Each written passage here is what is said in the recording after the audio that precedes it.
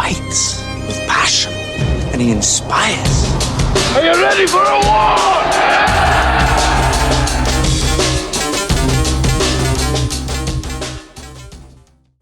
All right, welcome back to From 8 Arbitration, the Thursday edition. I'm going to do a Thursday and Friday edition.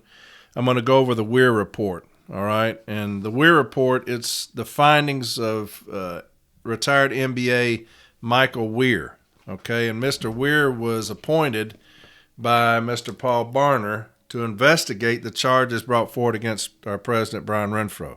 And the Weir Report is his findings, all right? And so we're going to talk about that today and tomorrow. And first off, I had a blast at regional training. I put some pictures up on From 8 Arbitration, a Facebook page, with me with some of my people. Always have a good time when I go to regional training. We have a blast. Went to some training, but the nightlife, when you get around your friends, those that you've not seen for a while, man, that makes it one of the best times ever. Just a great time. And so got back late last night, well, early this morning, really. We had flown down to New Orleans and then took a bus over to Biloxi. Yesterday, we come back from Biloxi to New Orleans, and our flight is delayed like 3 hours. Well, ended up, we didn't get to, the plane didn't show up till like 10 o'clock. And so we didn't get home till 11:30. And so it was a late night. And it was all day at the airport, which drains you if you know what I'm talking about. So we were exhausted. I'm still exhausted. Went to work this morning and had a $39.99 ride with me. So I was crawling out there today on my route, man. And so, yeah, I am absolutely bushed today. But anyway, we're going to get this done because I said I was. A few episodes ago, I talked about going to request the Weir Report, right? And so I wrote Paul Barner, and I requested it. And this is what I sent him via delivery confirmation. Executive Vice President Paul Barner, as a member in good standing, I'm appealing the Executive Council's decision to not go forward with two of the charges brought forward against President Brian Renfroe. As such, I'm requesting a copy of the Weir Report so that I may file the appeal. Thank you in advance for your cooperation in this matter. You can send the copy to my address listed below. And that's it. That's all I said. And so I get back yesterday, go into work, and my P.O. box is where I work. And here's the letter that Barner wrote me back. It says, Dear Brother Walton, this will acknowledge receipt of your undated letter in which you seek to appeal the Executive Council's decision to not go forward with two of the charges brought forward against President Brian Renfroe. Please be advised that the NELC Constitution does not authorize any such appeal. Accordingly, no further action will be taken in response to your letter. Your request for a copy of the investigative report relating to the charges is denied. Fraternally, Paul Barner. So, here's the problem. It's my report. And that's what this union nowadays doesn't understand. It's my report. I don't have to have a reason to request it. You give it to me when I request it because it's my report. When President Sombrado had the charges brought against him, what did he do? He put the entire report out for everybody to see. The entire report was out. Every carrier in the country could see it. Why? Because it's the carrier's report. Who paid for the report? We did. Who paid for Brother Weir to investigate it? We did. Who paid for all the attorneys? We did. Who paid for the paper that the Weir Report is on? We did. Who paid for the email? We did. Everything is the city letter carriers. It's our report. And who says that it's our report? Well, President Washington says it. President Lincoln says it. You know why? Because they're on that money. They're on that money that I pay dues with. That's who said I could have it. And so when Mr. Barner says you can't have the report, what he's telling me is I can't have something that's mine. It's my report. Unfortunately for him, he doesn't run anything.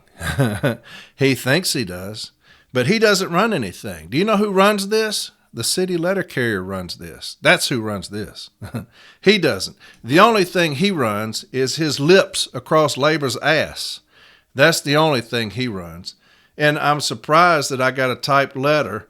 He must have gotten out of labor's lap long enough to come type this letter to me. But unfortunately for him, I've got the report, bitch. I've got the report, and I'm going to read it today. And I hope you're listening to me read it. Because like I said, you don't run shit here. The city letter carriers run this union, and y'all have forgotten that. But today, it will be a strong reminder of who runs this union. You know why? Because you know where you said you denied me getting the report? I've got the report, motherfucker. I've got it, and I'm going to read it. Why? Because it's my report to read. As a city letter carrier, this union has gotten so far off track with who they represent. Wait and see this. Wait and see. You will see this union retaliate in full force. Watch and see.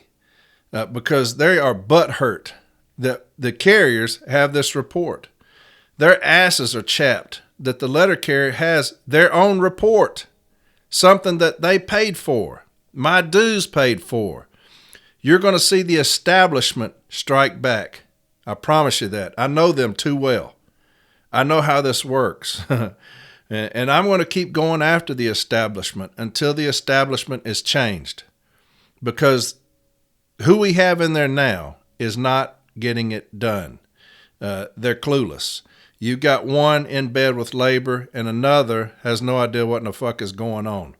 And so watch and see the establishment try to strike back because this report got out. I know what I'm talking about. Watch and see. But what they don't understand is this. When you have this vote that's fixing to come down, they're going to do it secret ballot. They won't do it in public because they don't want anybody to know how they voted, especially when I read this report because it's damning. They don't want anybody to know how they voted. Unfortunately, when they try to retaliate about the report, it will expose those who support this report. It will expose those who choose to overlook the findings of our brother, Mr. Weir. And that's when we'll have them. That's when we'll have them, because where the cockroaches want to stay? In the dark. That's where cockroaches want to stay. When they retaliate, it will turn the light on. And they're too foolish to see that. We set a trap, and I guarantee you they will step in it. Right? I set a trap with this letter. They're fixing to step in the trap. You've got people in place that don't know anything about how arbitration works, setting traps. You got Renfro, who had one arbitration. He deals with people in suits. He doesn't understand the game that we're playing. You got Barner, who tells everybody, hey, when I was at the B team, I never impassed one case. That tells you how much he sold out the city letter carrier. You've got Mr. Barner, who is being straight punked by labor right now. He doesn't see what's coming. He didn't see the traps that were set. And watch the retaliation that goes on with this Weir Report and how they expose themselves. Because sometimes you play chess while buffoons play checkers. And we played chess right here. And they fell for it. And you'll see what I'm talking about, trust me. Because they're too stupid to get out of their own way. But we're going to read this report right now. We got a bunch of pages. I'm going to read half of it, and then tomorrow I'll read the other half. But remember this. Remember this. It's our report as city letter carriers. It's our report. It is not NALC's report. It is ours because we pay the dues that made the report This is transparency, which our union hates, most of them. So when people get upset about the report being read or the report being provided, it is our report. Everything that they do is ours. They work for us. We do not work for them. Little Barner thinks that we work for him. We do not work for you. You work for us. Y'all need to understand that. For the next 2 years, y'all work for us until y'all get fired and the new regime takes over. So for the next 2 years, just know you work for us. So you do what I tell you to do. Okay? When I tell you to give me something, you give it to me. All right? Because you work for me. And so I tell you what to do. And so you'll start doing that from now on. Okay? When I tell you to do something, you do it. Because you work for me. And I pay money for you to work for me. Okay, little man? So from now on, you do what I tell you. So we're going to get into this report. I love just agitating the shit out of motherfuckers. You know it? I don't know why I'm like that. I've been like that my whole life. Maybe I got that from my brother. I don't know, but I like just making motherfuckers mad. And they're easy. Those motherfuckers are easy. I tell you, little Barner, he is a bully to those that he can bully. Right? The ones that he can go in and threaten them with their position. He is just like postal management. He's just like a bully manager, bully supervisor that knows that they have that authority over some, so they'll use that authority to be bullies. Well, that's how little Barner is. He can bully those that he knows he can bully. But us down here, he can't bully, because we'll put a foot in that ass if he came out here talking that shit to us on the workroom floor. So it's just funny. It's funny to hear the people talk about how riled up little Barner gets up there, how pissed off he gets about stuff, especially about just a city letter carrier, because that's all I am. And little man gets upset about Corey down here in Nashville, little city letter carrier. So I'm just messing with you, little Barner. Don't worry about it, man. I'm just messing with you. But yeah, you ain't gonna come down here and bully us on the workroom floor, I can tell you that. But anyway, I got off on something there. I'm sorry. But I just thought it was funny, him sending me this letter, and I got the damn report, before he sent the letter. Here's the thing. If if I would have requested the report while the investigation is still going on, I can understand that. It's still my report. I still paid for it. But while the investigation is going on, if you didn't want the carriers to have the report, okay. The investigation is over with. The hearing is over with. There's nothing to lose by giving the city letter carrier the report. You don't want us to have the report because of what's in the report. And unfortunately for you, my man, I got the damn report before you sent me the letter saying I couldn't get the report. But that's all right. That's all right, little fella. I'm going to read the report that you said I couldn't have. How's that sound? All right, so here's what's in the report. You got an email from Barry Weiner, and he's talking about the charges, how they're going to handle the charges, the hearing for the charges, and then you have the charges that Mr. Jackson has filed against our president. And then you have the Weir Report, and that's where I'm going to start because I've already read the charges to you on that episode. I've already read that, and now we have the Weir Report, and that's what I'm going to read. I will not read sensitive material about Mr. Renfro or about anybody. I will not do that. I don't care how I feel about anybody. I will not do that. Okay? I'm going to read the report. If there's any sensitive material as far as documentation, I will not read that. I'm just not going to do it, all right? Because that's not who I am. I like to chat motherfuckers' asses and get motherfuckers pissed off because I know they ain't going to step up to nothing, but I'm not going to be that person. All right, so I'm just going to read the report, and I will skip over any sensitive material, okay? Charge 1A, abandoned position and dereliction, neglect of duty. Now, these are his findings after his investigation, and he did a very thorough investigation. I spoke to him quite a bit when he was investigating these charges, and the man was very thorough, and I give him that. He didn't hold anything back. And so, charge 1A, abandoned position and dereliction, neglect of duty. President Renfro was scheduled to attend the regional RAP sessions of Region 1, Region 11, and Region 14. It is true that his attendance was announced and a significant period of time was set aside for him to speak to the attendees.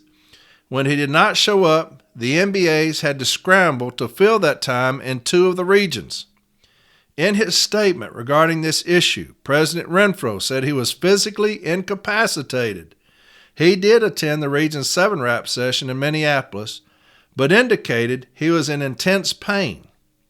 Michelle McQuality attended that RAP session as well. They both arrived on March 28th, but President Renfro came in on a later flight. He had just returned on March 28th to the NELC headquarters building after an extended absence from March 16th through March 27th, during which no one knew exactly where he was. He flew out that evening to attend the RAP session. On March 29th, President Renfro spoke for 3 hours, then attended a retirement dinner for retired MBA Troy Fredenberg that evening. He and Michelle took an early flight back to Washington, D.C. on the morning of March 30th.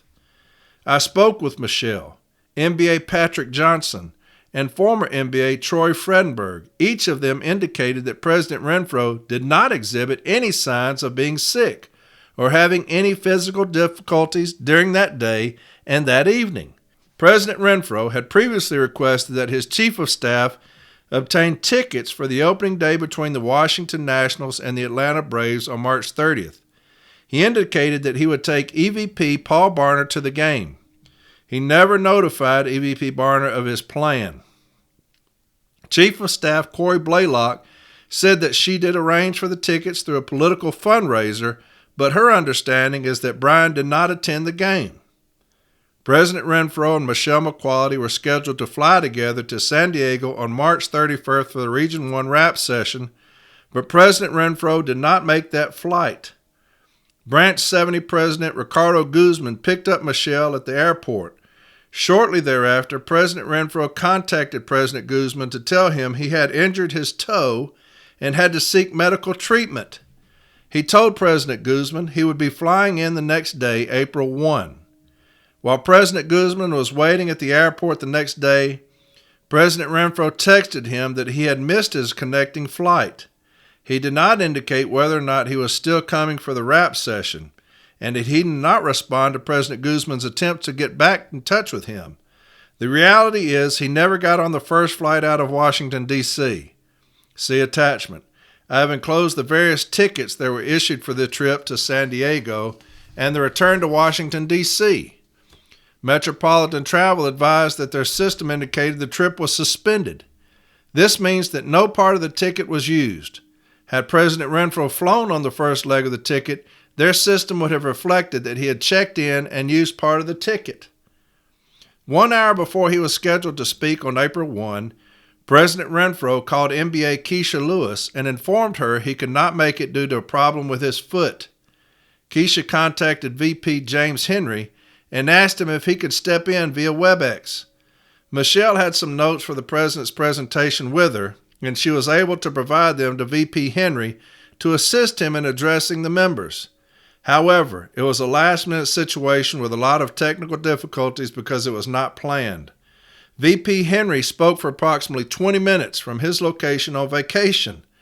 By canceling at the last moment, not only did President Renfro fail to fulfill his duties, but he also left others having to fill in for him, with little or no preparation.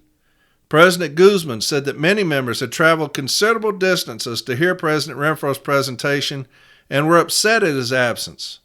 NBA Keisha Lewis agreed with President Guzman's assessment. She also said they expected him to be there and are still upset that he did not come. See attachment 1. I've enclosed an email from President Guzman dated June 24th requesting an explanation for his absence from the Region 1 RAP session. Region 11's RAP session was scheduled from April 4th through the 6th in Syracuse, New York. On April 4th at 2:36 p.m., NBA Mark Camilli texted President Renfro to ask when he was landing and if he was going to need transportation. President Renfro responded that he would be getting in late and would just Uber or take a cab.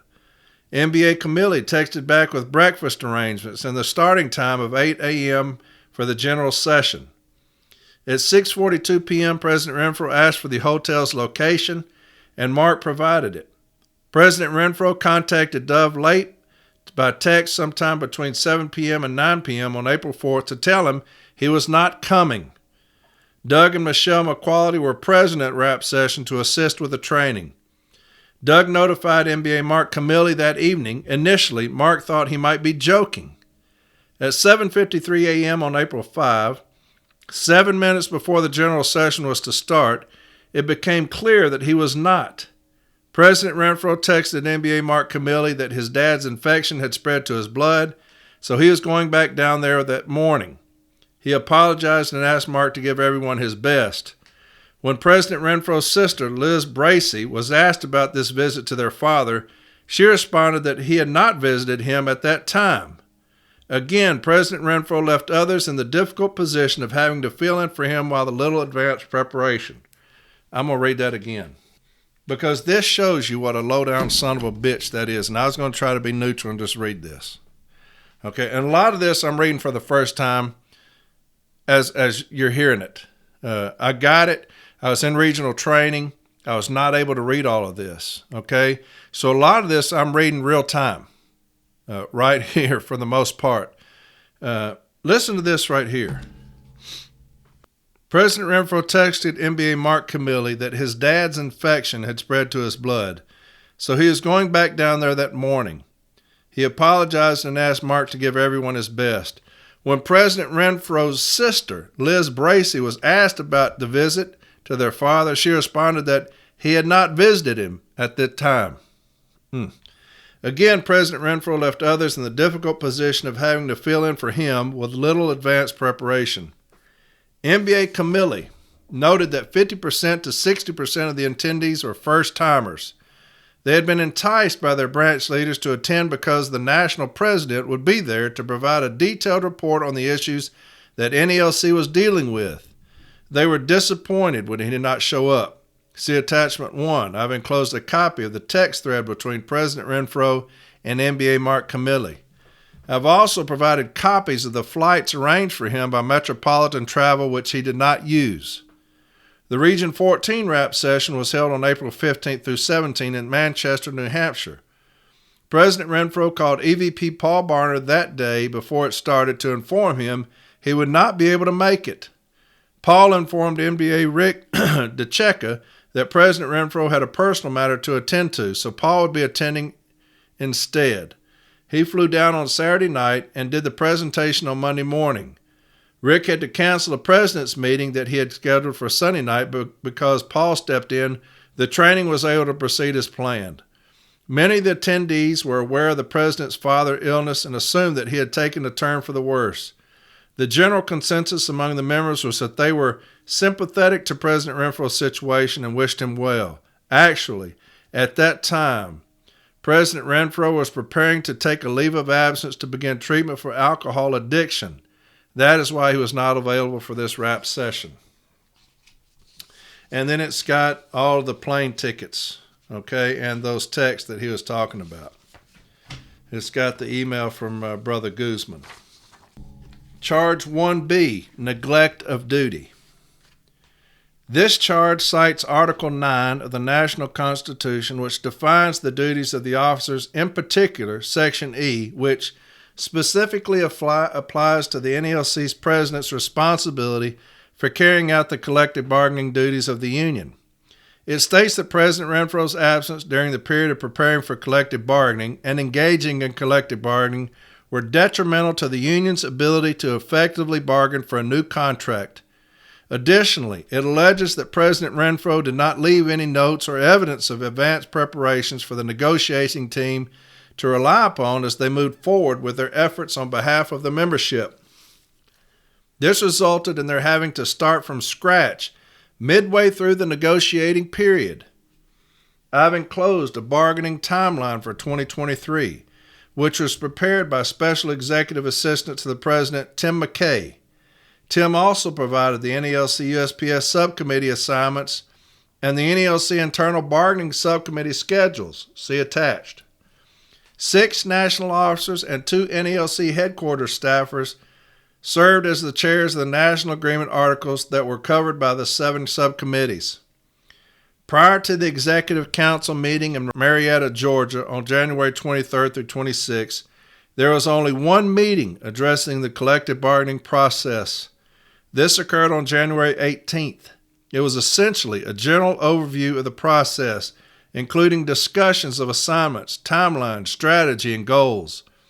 In February, there were several meetings regarding the bargaining subcommittee, which will be addressing workplace rules. EVP Paul Barner, Special Executive Assistant to the President Tim McKay, and Assistant to the President for Administrative Affairs Chris Henwood were very involved in these meetings.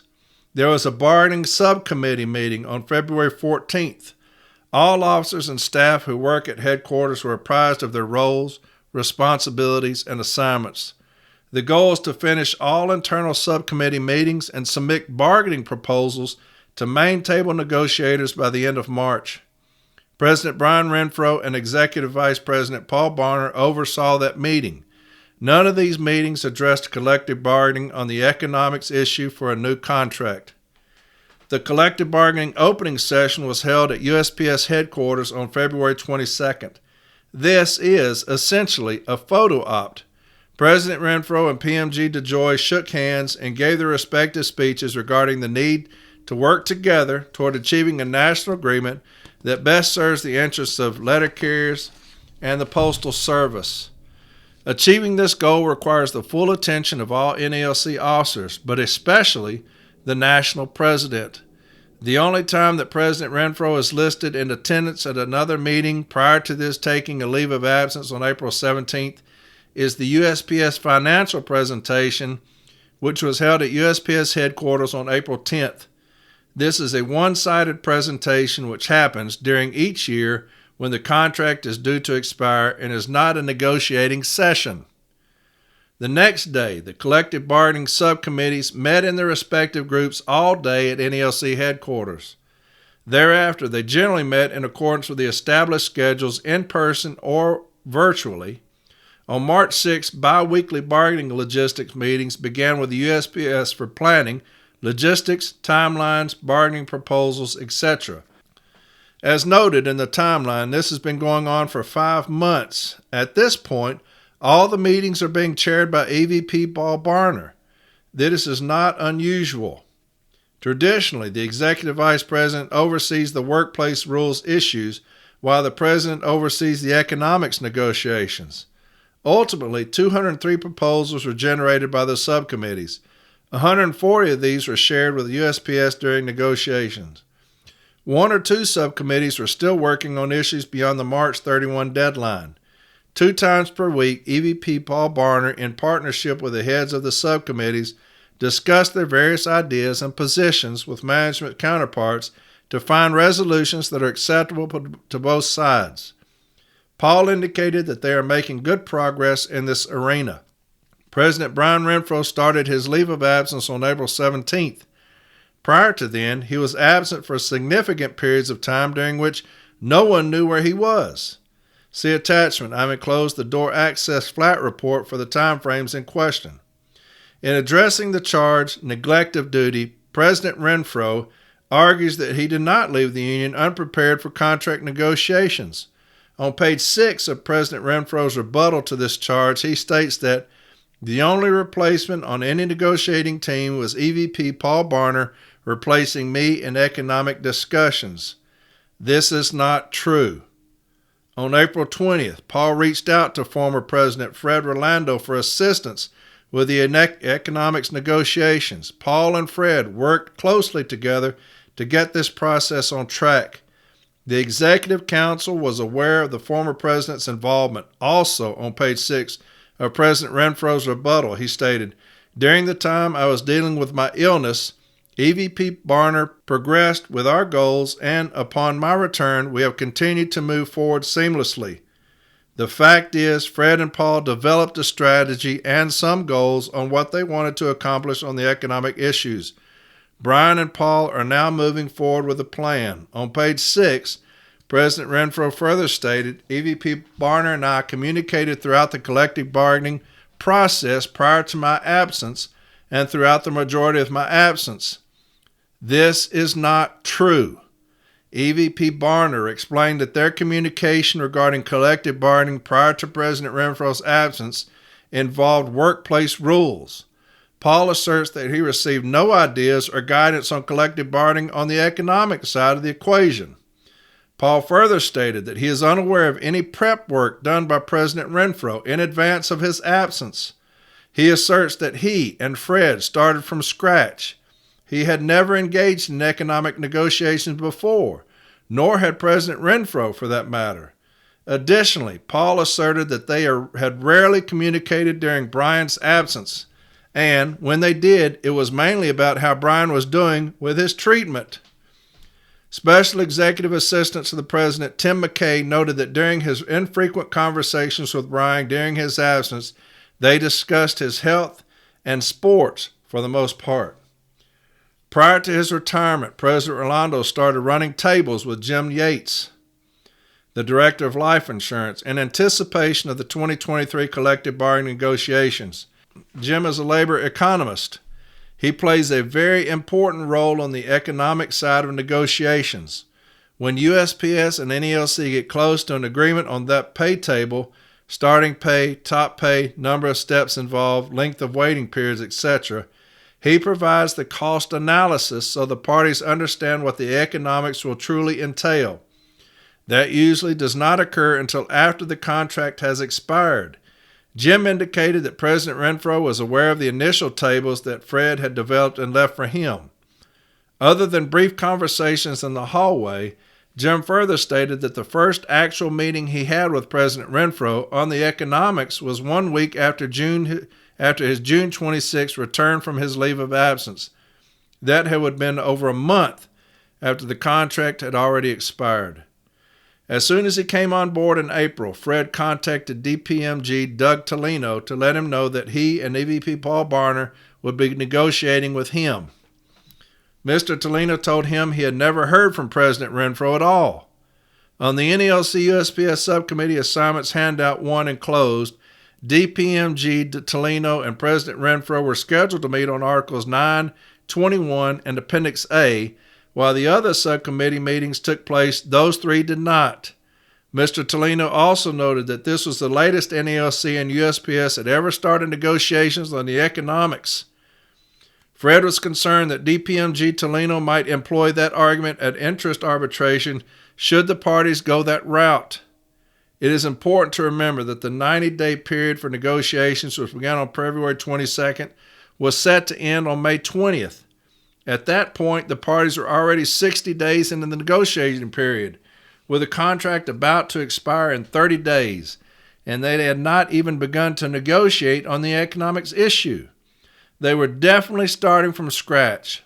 Involving former President Rolando at this stage of the game was a necessary and good decision by EVP Barner. Fred's knowledge and expertise garnered from 3 previous contract negotiations, as well as his personal connection with DPMG Tolino during those negotiations, allowed him and Paul to hit the ground running in the effort to get the process on track. As president, when contract negotiations were set to begin the next year, Fred always started meeting informally with Doug in December. Then after the opening ceremony and the 90-day negotiating period had begun, they would meet once per week. Those meetings were always off the record, but they gave them the opportunity to exchange ideas and conceptualize what the contract should look like from their respective points of view. By the time they got to the hotel lockdown week, they were well beyond a simple starting point on the road to crafting a contract. This is not to say that they had a simple task ahead of them. The last contract was settled during arbitration, and the one before that was settled just before arbitration. But by starting early and meeting often, Fred and Doug laid the groundwork for ultimately reaching those settlements. During lockdown week at the Doubletree by Hilton Hotel in D.C., Crystal City, May 15th, May 20th, Fred and Paul initially shared with Doug the table that Fred had worked up last year. During those discussions, Fred contacted Jim Yates and asked him for some updates to the table, changing the waiting periods, shortening the time to the last step, adjustments to starting pay and top pay, etc. They shared the new table with Doug and continued with their negotiations. In total, they had 8 meetings with Doug, their last being on June 28th. Former President Rolando felt that they were getting close to beginning to deal with the analytics of the pay scale. They scheduled another meeting for 2 weeks later, but President Renfro did not want former President Rolando to continue his involvement in the collective bargaining process. I did not understand why President Renfro took that position. The union got such a late start on contract negotiations over the economics issues. It would seem that having a valuable resource such as a former President Rolando would be beneficial moving forward. Nonetheless, President Renfro and EVP Barner took that meeting and all subsequent meetings. The last time I talked to Paul, he said he thought they were making progress. We are, of course, past the 60-day mediation period and looking at possible arbitrators for interest arbitration. On Monday, May 15th, President Renfro contacted Tim McKay. He asked him how the first day of bargaining had gone. Tim said it went well. This was the first time Brian had called about collective bargaining since he had taken a leave of absence, but at that point he did not ask for any details. On May 19th or 20th, President Renfro emailed Tim McKay to get a copy of the statement from NELC about the status of collective bargaining. Tim provided a working copy. Brian became very angry when he saw that former President Rolando was involved in crafting that statement. The membership had the right to know that NELC had not reached a new contract with the Postal Service before it expired on May 20th. They also needed to be apprised of the next steps in the process. Again, President Renfro seemed to be more concerned about that the former president was involved in the negotiations instead of grateful that he had stepped into the void left by Brian's absence to ensure that the process moved forward for the benefit of the membership. Okay. I told you I was going to try to remain neutral on this. But when I tell you, talk about narcissism and being narcissistic and unapologetic, this is the perfect example. Now here's President Rolando, retired, coming back to help the members with Barner. And I'm going to read that paragraph again. On Monday, May 15th, President Renfro contacted Tim McKay. He asked him how the first day of bargaining had gone. Tim said it went well. This was the first time Brian had called about collective bargaining since he had taken a leave of absence. But at that point, he did not ask for any details. On May 19th or 20th, President Renfro emailed Tim McKay to get a copy of the statement from NELC about the status of collective bargaining. Tim provided a working copy. Brian became very angry when he saw that former President Rolando was involved in crafting that statement. The membership had the right to know that NELC had not reached a new contract with the Postal Service before it expired on May 20th. Do you know why that's important? Because the membership has the right to everything, even this report. The membership is who runs the NELC. It is not Rolando. It is not Renfro. It is not Barner. It's none of them. The city letter carriers run the show. That's even dealing with this Weir Report. So I'm glad he put that in there. The membership had the right to know that NELC had not reached a new contract with the Postal Service before it expired on May 20th. They also needed to be apprised of the next steps in the process. Again, President Renfro seemed to be more concerned that the former president was involved in the negotiations instead of grateful that he had stepped into the void left by Brian's absence to ensure that the process moved forward for the benefit of the membership. I asked Director of Life Insurance Jim Yates how the negotiations were going. He indicated that they were a little behind from 2 rounds ago. I then asked him where he would be if former President Rolando had not gotten involved. He said that he would be further behind. When I asked Fred that question, he asserted that President Renfro's actions during the contract negotiations were negligent and potentially disastrous for our 205,000 active city letter carrier members. Fred also noted that Brian's inaction prior to 2023 by not pursuing treatment for his addiction to alcohol played a significant role as well. Fred noted that there were at least a dozen instances of drunkenness and inappropriate behavior towards an NELC staffer over the years. Former President Rolando further stated, while it was important for President Renfro to get treatment for his alcoholism, it was, nonetheless, a horrible time to walk away from the union. He further stated that the preparation and engagement for collective bargaining, particularly on the economics of the said bargaining, is the President's bailiwick and sworn duty. Fred also praised EVP Paul Barner for his professional leadership during this difficult time. He pointed out how he had managed to handle his own duties while stepping up to take on such an important role in the economics negotiations. Alcohol addiction is a disease, that is a fact.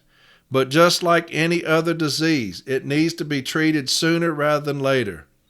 Assistant Secretary Treasurer Mac Julian was an addiction counselor before becoming a letter carrier. He stated that he had some productive conversations with President Renfro about his alcohol addiction. He noted that in his experience dealing with this disease, the addict is not responsible for his or her illness, but once they know they have a problem, it is on them to correct it. President Renfro didn't suddenly contract this disease in 2023. He has exhibited the symptoms and the effects of alcohol addiction since 2016, at least. His claim on page 12 of his rebuttal of not having a physical addiction in 2018 when he was arrested for DUI notwithstanding. At the LA convention in 2016, EVP Renfro was intoxicated and behaving inappropriately. Corey Blaylock Keller, who at the time was the NELC lobbyist and in charge of the legislative department, was uncomfortable enough to ask President Rolando to be removed from traveling with him. In the fall of 2017, another issue arose with his alcoholism. Eddie Davidson, who was an assistant to the president for legislative matters at that time, received a call from EVP Renfro's phone at 1 a.m. When he answered, he was surprised to hear a woman's voice. As it happened, she was a good Samaritan who had found Brian passed out in the bushes near his apartment.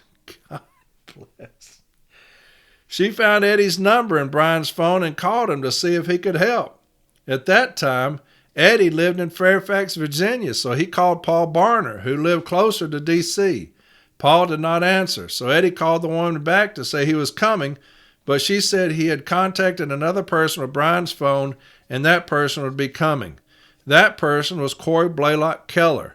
By the time she arrived, Brian had revived enough to make his way back to his apartment.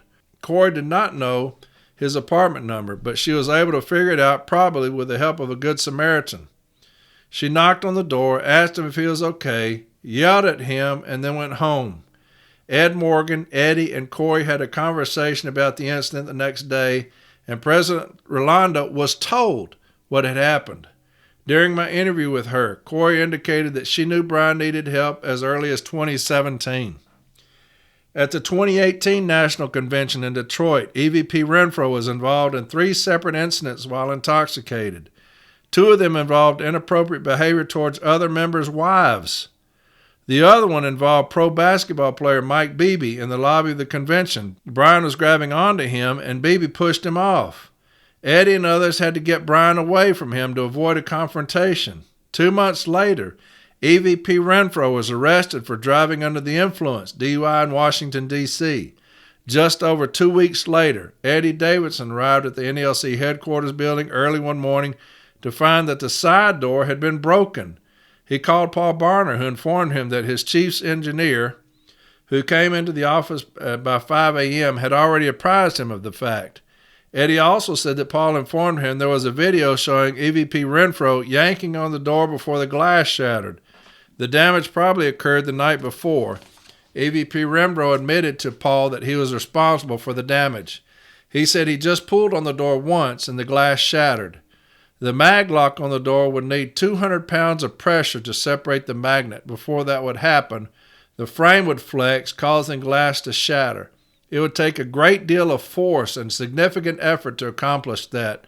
Normal pulling on the door wouldn't be enough. Brian would have had to have been yanking on the door very hard for an extended period of time. Given the fact that the card system for entry into the building was in place at that time, the question is why? Even if he had lost his card or didn't use it to exit the building, he wouldn't have been able to re-enter the building in that manner.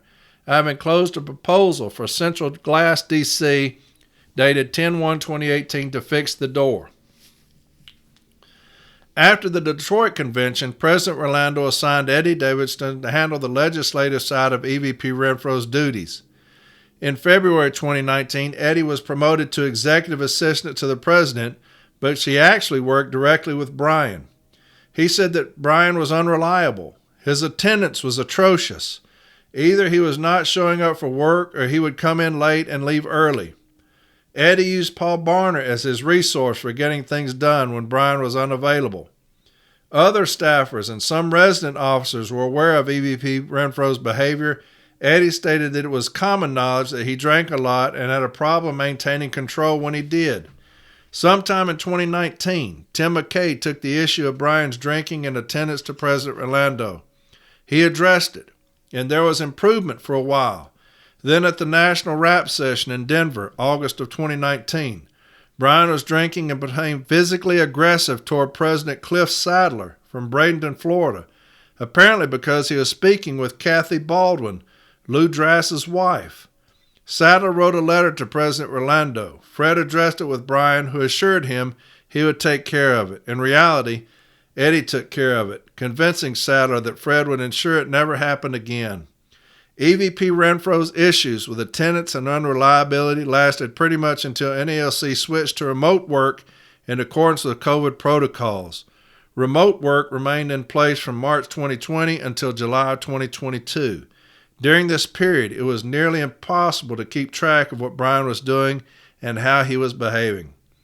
This pattern of behavior continued in the latter part of January 2023, although Chief of Staff Corey Blaylock Keller said she knew President Renfro was not in a good place at the beginning of the year. At the Executive Council meeting in Marietta, Georgia, President Renfro showed up late and intoxicated to at least one of the meetings. On one of the days EVP Barnum went to the parking lot to call him, he drove up, exited the car, stumbled forward, and would have fallen to the ground if Paul had not caught him.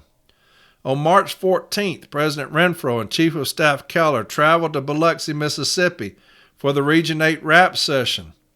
Bryant's presentation was scheduled for the next day. He went to one of the bars in the Golden Nugget Casino where everyone was staying and the training was scheduled. See Charge 4. Many NELC members were gathered there and most of them were drinking. Chief of Staff Keller did not go to the bar. NBA Steve Lassen said that he left the bar at 2:30 a.m. At that time, President Renfro was still there and still drinking. The rap session was scheduled to start at 8 a.m. At 6:30 a.m., Brian texted Corey that they would meet in the lobby between 7 and 7:30 a.m. He did not show up. Executive coach Julie was waiting there with Corey. They started to look for him. Unfortunately, there was no room in his name because his room had been comped. They went to security for help, saying this was potentially an emergency. Unbeknownst to them, RAA's Monica Walker and Chris Strickland were also searching for him.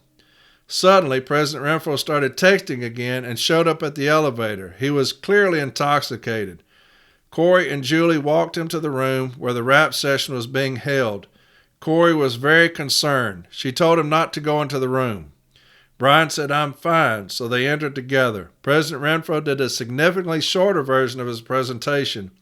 NBA Lassen said he spoke for 1 hour at most.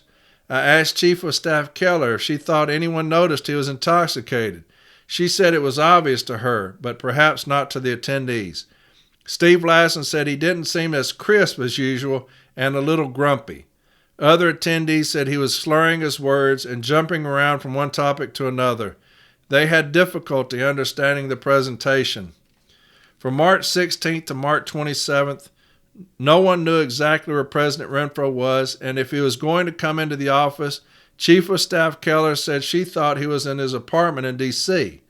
Security Treasurer Nicole Ryan had charters that only the president could sign, and EVP Paul Barner wanted to discuss collective bargaining issues with him. When Paul was able to contact him by phone, Brian would cite some medical issues, say he was coming in tomorrow, but would not show up. He did come in for a little over 3 hours on March 28th, took care of the charters, then Brian left to attend the Region 7 RAP session in Minneapolis. He and Michelle McQuality did their presentation on March 29th. President Renfro also attended a retirement party for former NBA Troy Friedenberg that evening. He and Michelle left very early the next morning. Previously, Brian had asked Corey to get him a couple of fundraiser tickets to the March 30th opening season baseball game between the Washington Nationals and the Atlanta Braves, Brian's favorite team. Chief of Staff Keller had arranged for them for him, but apparently he did not use them. President Renfro failed to attend Region 1's RAP session on March 31st to April 1st. See Charge 1A. From March 30th through April 9th, President Renfro was once again AWOL. He did show up on April 10th for the USPS financial presentation, and he was in the NLC headquarters buildings for 3.5 hours on April 11th. 6 days later, President Renfro started his leave of absence. Former President Rolando expressed his disappointment with how President Renfro's behavior and absence had so significantly disrupted the collective bargaining process. Fred knew that Brian had an alcohol abuse problem as early as 2018. Periodically, he would address it with him, and Brian would allege he was talking to a counselor regularly who was helping him with his issues. There is no evidence that he actually did that. Then he would be okay for a while, but usually he would make excuses for his behavior, citing his diabetes or another medical ailment. Brian's pattern was he would drink, disappear, come back, and everyone would be happy. Then he would disappear and become a problem again. Not all of the incidents I have cited were shared with Fred.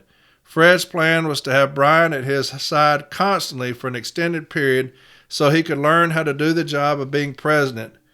COVID quashed that plan. Everyone started working remotely except Fred. It was difficult to monitor Brian and make sure he was ready for this challenge. Fred couldn't tell if Brian was doing what he needed to do to prepare himself for the presidency. Fred indicated that if he had known then what he knows now, he would have stayed at least through contract negotiations. In early April of 2023, Corey reached out to Marty Walsh for help with President Renfro. Marty was President Biden's Secretary of Labor before becoming the Executive Director of the Hockey Players Union. More importantly, he is 20 years sober with the alcohol addiction and a willing source of assistance for those still struggling with their own addictions. Originally, she had given his name to Brian, but when she realized Brian had not called him, she took it upon herself to hook them up. Marty recommended the Gosnow Treatment Center for inpatient treatment on Cape Cod. This is the same place that Marty Walsh used to treat his addiction. On April 17th, President Renfro began his own treatment there. Paul said that he was on the phone with Brian and his counselor at one point during the 6-day inpatient stay at Gosnow. They discussed treatment options going forward. The counselor gave them 3 options. 1, continue his inpatient treatment. 2, enter an intensive outpatient program. And 3, go home and see how it goes. President Renfro chose option 2. He provided me with medical documentation for his 6-day inpatient stay at Gosnow as well as intensive outpatient program, IOP, after he left. The documentation covers treatment through June 28th. I've included that documentation with this report. In my interview with him, President Renfro indicated that he still attends regular AA meetings, takes medication, and receives a once-per-month shot, which is an opioid receptor blocker. He asserted that he is doing well and feels healthier than he has for a long time. I asked Marty Walsh several questions about alcohol addiction. He confirmed that it is a disease which you must treat. It won't simply go away on its own. He further affirmed that different people experience it in different ways. There are binge drinkers, morning drinkers, evening drinkers, functional drinkers, etc. You could go for a period of time without drinking, then have a drink and fall right back into disruptive behavior. All alcoholics have a physical addiction. You get treatment and handle your sobriety on a day-to-day basis. It's important to have the support of family, friends, and fellow addicts. Marty indicated that he spoke to Brian more than once and is still available if he needs to talk. He also provided some sobering information about relapse rates for recovering alcoholics. Approximately 18% of recovering alcoholics were able to abstain from drinking completely 1 year later. He further stated that recovery rates are less than 36% for people with a severe or lifetime alcohol dependence. However, 60% of those who are sober for 2 years tend to remain that way. The fact that President Renfro decided to get help for his alcohol addiction is a good step forward for his health and well-being. The fact that he waited so long to do so and then took a leave of absence in the midst of contract negotiations was not good for the health and well-being of the union. And then it's got a bargaining timeline that Tim McKay gave, which is very neat. I'm not going to read all that. It's got an NELC-USPS subcommittee assignments that's in here. All this is evidence, okay? And this report is up on from8arbitration.com. If you go to from8arbitration.com, this report is on there, okay? Charge 2A, conduct impaired driving after hours in an NELC-owned vehicle. And this is the last charge I'm going to read on this episode, and then we'll do the others tomorrow, okay? Charge 2A, conduct impaired driving after hours in an NELC-owned vehicle. In his rebuttal to the charge, President Renfro takes the position that he was not impaired while driving an NELC car on 9/12/2018 at 10:49 p.m. He explained that after work, he went to the Alibi for supper. Brian said that he was there for approximately 1.5 to 2 hours. He had 3 or 4 drinks with dinner. Page 12 of his rebuttal to the charges. I have attached the person admitted at doors report on 9/12/2018. See attachment. President Renfro exited the NELC headquarters building at 6:26 p.m. and re-entered that building to pick up his car at 10:32 p.m., 4 hours later. He was at the Alibi for a considerably longer period of time than he indicated. 13 minutes after he left the building in his NELC car, he was pulled over by the police. President Renfro claimed he was fine to drive and did not endanger anyone nor the vehicle I was driving. Page 12 of his rebuttal to the charges. The information provided in the police report completely undermines that assertion.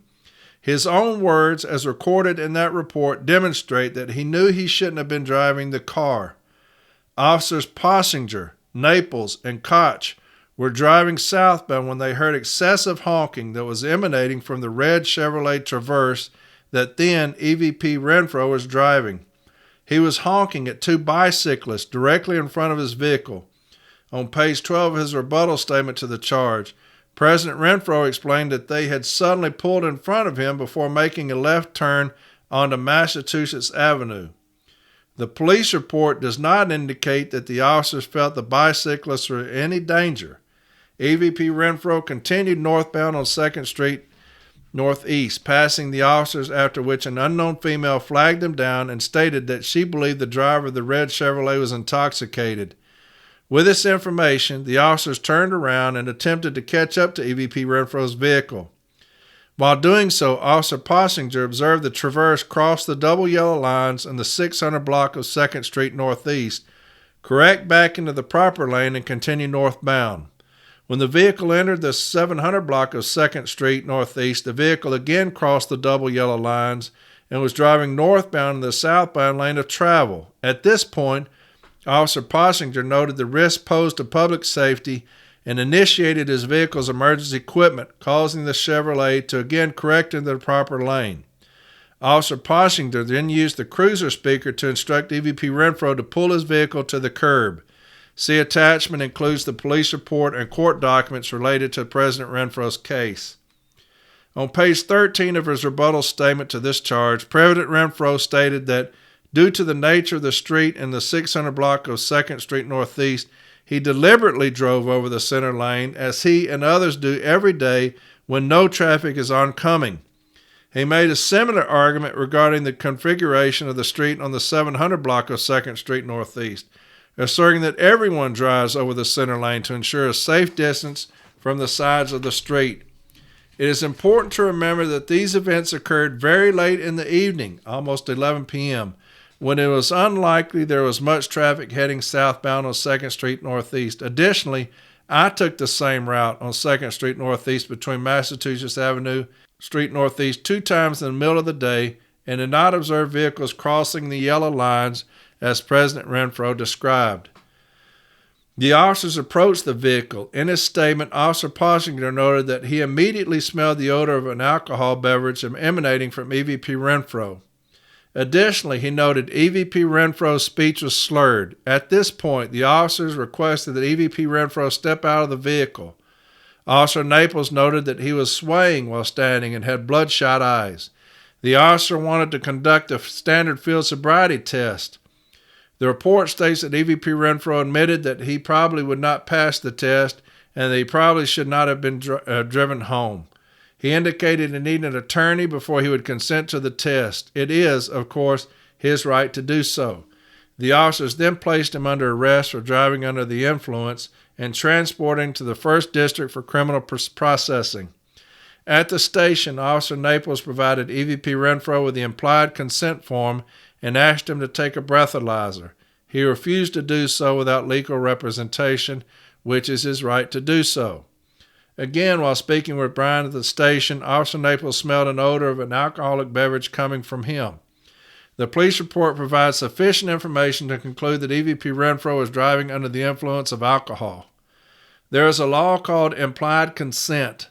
Some version of it is on the books in all 50 states. In the District of Columbia, police officers are required to apprise defendants of the provision of the law. Essentially, it states that by virtue of the fact that they are driving a vehicle, you automatically consent to taking a chemical test, breath, blood, or urine.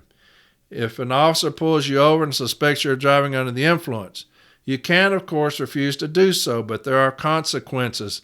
One is that your driver's license may be suspended for 1 year. In this case, the police report notes that Officer Naples provided EVP Renfro with the implied consent form.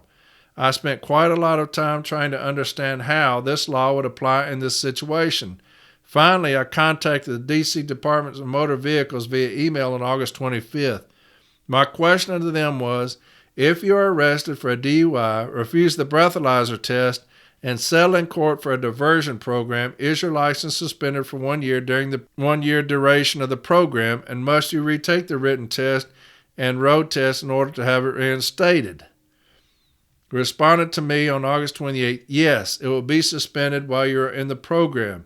Yes, you will have to start over if convicted of the DUI. Even if you plead guilty, you will still have to wait 1 year and then start the process over. The relevant part of this answer is that EVP Renfro's driver's license was suspended while he was in the diversion program.